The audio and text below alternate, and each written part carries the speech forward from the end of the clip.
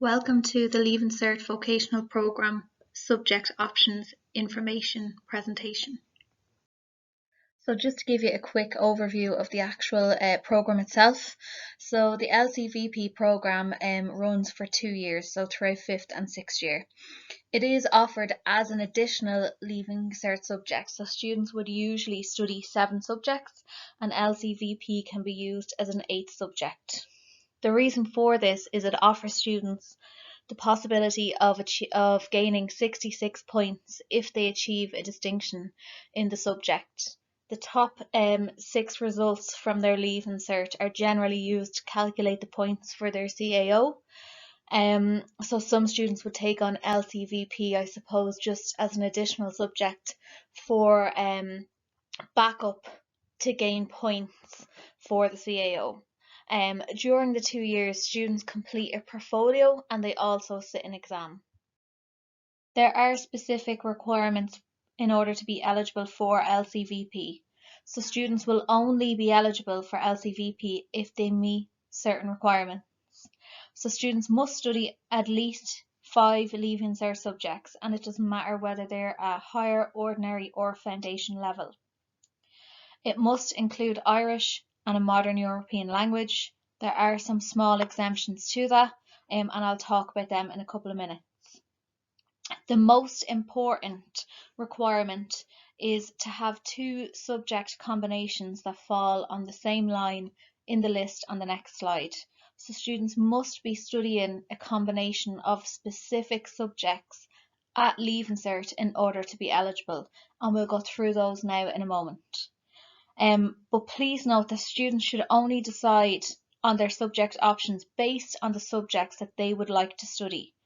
If these subjects meet the requirements for Lcvp, then they should opt in to the Lcvp programme using their subject options form. Students should not be choosing Leaving Cert subjects to make themselves eligible to this programme. So it is important just to note that. Here we have the list of subject groupings for Lcvp for the years 2021. So from this list here, you've got 16 different lines. If a student has 2 of the subjects on any of the lines, it means that they are eligible for Lcvp. So for example, if we look at line 3 here, if a student decides to go ahead and study Ag Science and Construction Studies, well then they would be eligible. They could also have Ag Science with Engineering, Ag Science with Technology, or Ag Science with DCG. Again, if we look at line 7, if a student studies Accounting and Business, again they've got 2 subjects on the same line which would make them eligible.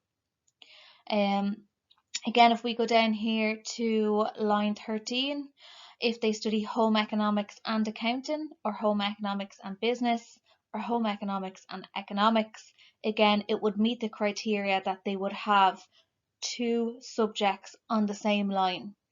The reason for this is that Lcvp concentrates on specific modules. Therefore, students must study specific subjects in order to meet the minimum requirements. If a student has the correct subject combinations that we just looked at on the previous slide, so any 2 subjects on the same line, that would make them eligible for Lcvp, okay? If it's a case that they have an Irish exemption, they can still go ahead and opt in to Lcvp. So if you have an Irish exemption, the requirement to actually study Irish does not apply to you. If students do not study a European language, they can also be eligible, but it is important to note that they are required to study a French or Spanish as an actual module. So this module can be accommodated by the school, but it may be required to study this module outside of school hours. So it may not be part of their timetabled school hours. Lcvp is assessed across 2 key areas. The first area is the portfolio, and the portfolio is worth 60%. Within the portfolio, there are 6 elements that the students must complete. These are 6 documents that the students will complete in class. These elements should be submitted in March of 6th year, and the portfolios will get posted to the State Exams Commission for correction. The second element then is the exam, and that is worth 40%. The exam is a 2.5-hour exam, and that is generally completed on the first Wednesday in May. So all elements of Lcvp are completed and done and dusted before the end of the first week in May, and that leaves room for students to actually concentrate on their other subjects before they sit their Leaving Cert exams at the start of June. So the 6 elements of the portfolio that the students would concentrate on, it's broken up into 2 areas. So you've got the core items of the portfolio. These are the items that the students must complete. So all students who take part in Lcvp must complete a curriculum vitae, a career investigation, an enterprise or an action plan, and a summary report. After this then, there are 4 optional items. Students will generally do 2. In Lcvp, we would usually do the diary of work experience and the recorded interview. There is also the option of doing the enterprise report and the report on my own place.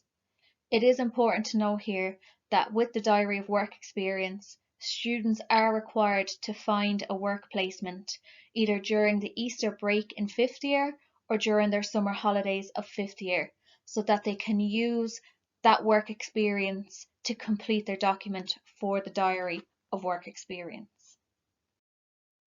Just some feedback from students who have previously studied Lcvp and why they actually chose it as a subject.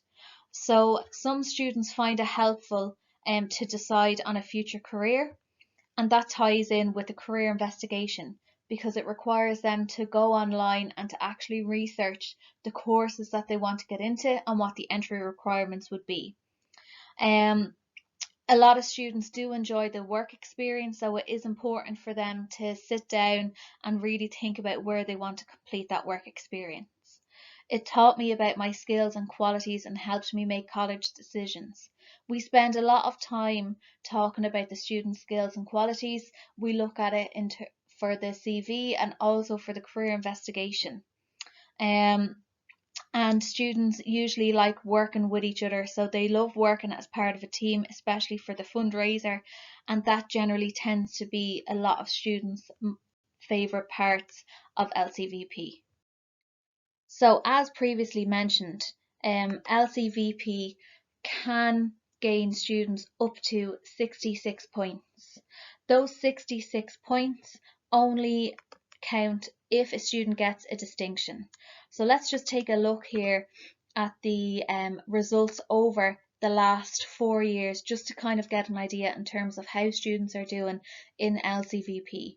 So we have 2020, 2,885 students achieved a distinction, so they would have got their 66 points. Now this was the year of the predicted grades.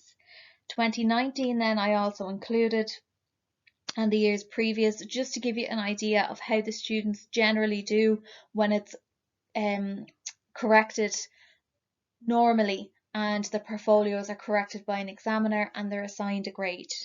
So you can see there that 1,109 achieved a distinction in 2019, and then you can see that most students would fall into the category of a merit, so over 6,000 students in the last 2 years.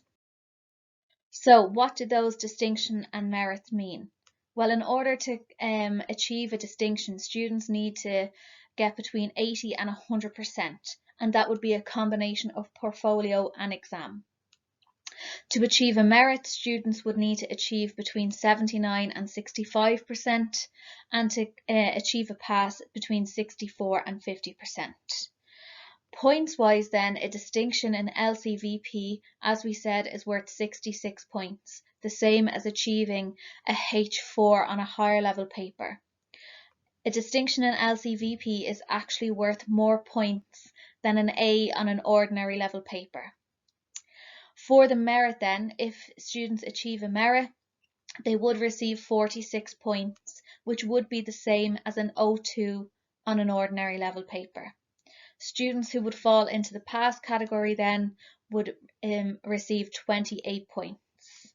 It is important to note, and I just haven't mentioned on the side here, that over 80% of students who qualified for Lcvp actually used their points from the programme to actually get into the college. So the points they achieved from Lcvp were used as part of their top 6. So if you require any additional information, or if you have any questions at all, please feel free to email me. My email is denisekierans@luskcc.ie. I've left it here on this slide. Thanks so much for listening.